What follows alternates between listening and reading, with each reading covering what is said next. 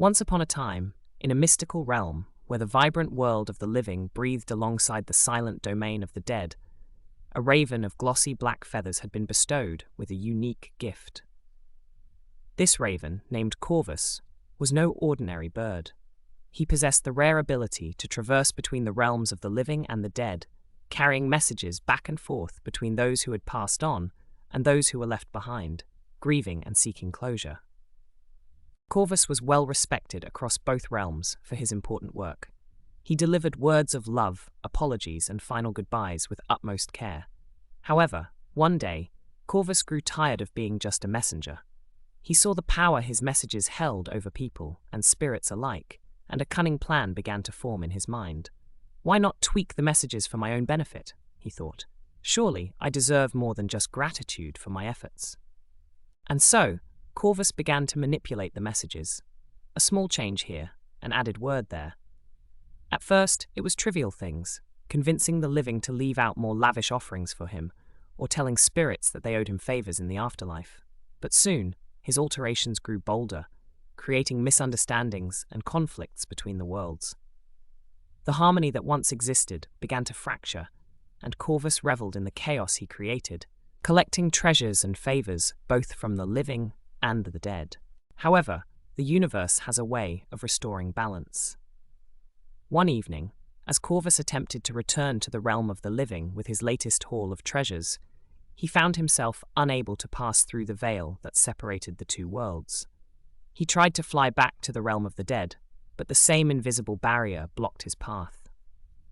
Corvus was trapped, suspended in a liminal space where he could see both the living and the dead, but could interact with neither. Days turned into weeks, and Corvus's once shiny feathers became dull from his inability to preen them properly. He could no longer feast on the offerings left by the living, nor could he bask in the cold, comforting shadows of the dead. He was alone, truly alone for the first time in his existence, and the weight of his actions began to dawn on him. As time passed, Corvus watched the consequences of his meddling unfold.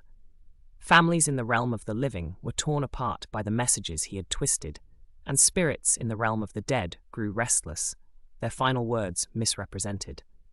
The harmony he had disrupted seemed irreparable, and Corvus realized the gravity of his selfishness. In his isolation, Corvus had a lot of time to think and reflect. He understood that by trying to gain more than his role entitled, he had lost everything. He longed to make amends, but how could he, trapped between worlds, with no one to hear his apologies or see his remorse?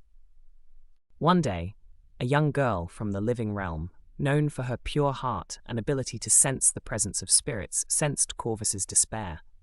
She stood at the edge of the veil, trying to reach out to the troubled souls she felt beyond. Though she couldn't see Corvus, she felt his regret and loneliness. Moved by compassion, the girl spoke into the thin air, her words somehow reaching Corvus. "If you truly wish to make amends, start by letting go of what you've taken," she said, as if knowing exactly what Corvus needed to hear. With a heavy heart, Corvus relinquished all the treasures and favors he had hoarded, releasing them into the void. As each item disappeared, he felt the burden of his guilt lighten, and the veil that trapped him began to thin. Finally, with his last act of restitution, the barrier dissolved, and Corvus found himself able to move freely once again. However, he no longer desired to manipulate or exploit his unique gifts.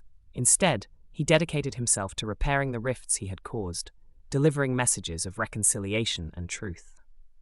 Corvus worked tirelessly, and in time, harmony was restored between the living and the dead. He was once again a respected figure in both realms, but he no longer took his role for granted. He had learned that meddling in affairs beyond one's domain could have dire consequences, and that true fulfillment came from serving others with integrity and respect. And so, Corvus continued his work, a humble messenger once more, forever mindful of the delicate balance between the worlds and the precious trust that had been restored in him.